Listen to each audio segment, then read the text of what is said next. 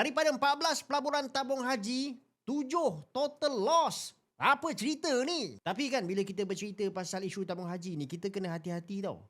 Sebab yang saya risau adalah berlakunya misinformation, especially di kalangan makcik-pakcik dekat kampung tu ataupun mereka yang duduk dekat luar bandar. Sebab yang kita takut adalah berlaku salah faham yang mana mereka mungkin ingat masalah ni berlaku pada hari ni. Jadi takut diorang ni panik dan nak keluarkan duit. Untuk pengetahuan makcik-pakcik dan juga mereka yang berada dekat luar bandar, masalah ni bukan berlaku pada hari ni tau. Sekarang tabung haji ni dah okey. Ini lah berlaku sebelum tahun 2018 tu. Menurut Menteri Kewangan Kedua Datuk Seri Amir Hamzah, masalah ni bukan setakat market jatuh je akan tetapi berlaku failure at multiple levels dalam proses buat keputusan. Maka pada masa tu, kerajaan terpaksa serap sekitar 10.2 bilion melalui penstrukturan aset bermasalah menerusi urus harta jemaah pada tahun 2018.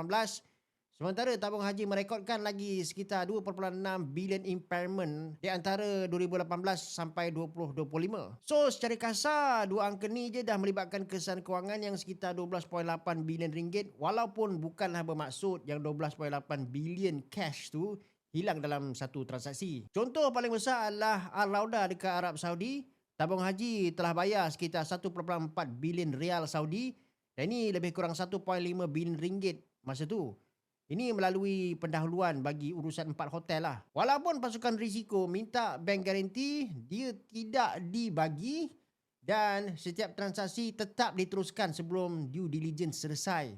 Jadi bila pembayaran itu terhenti, pelaburan tu akhirnya di-impair sepenuhnya sebanyak 1.86 bilion ringgit. Sementara itu pula, Putrajaya Perdana dibeli pada 30% pada harga 193.5 juta sedangkan valuation dalaman hanya laporkan sekitar 124 hingga 155 juta je. Jadi akhirnya pelaburan 193.5 juta tu juga terpaksa dirosot nilai sepenuhnya. Jadi poin besar dekat sini, rugi sebab pasaran jatuh tu sebenarnya normal dalam dunia pelaburan. Akan tetapi kalau due diligence tak siap, jaminan tak cukup kuat dan kita beli lebih mahal daripada valuation sendiri, itu dah jadi satu isu besar. Berita baiknya pula, kedudukan tabung haji sekarang ni makin pulih. Pada tahun 2025, aset 98.58 bilion berbanding liability 95.63 bilion.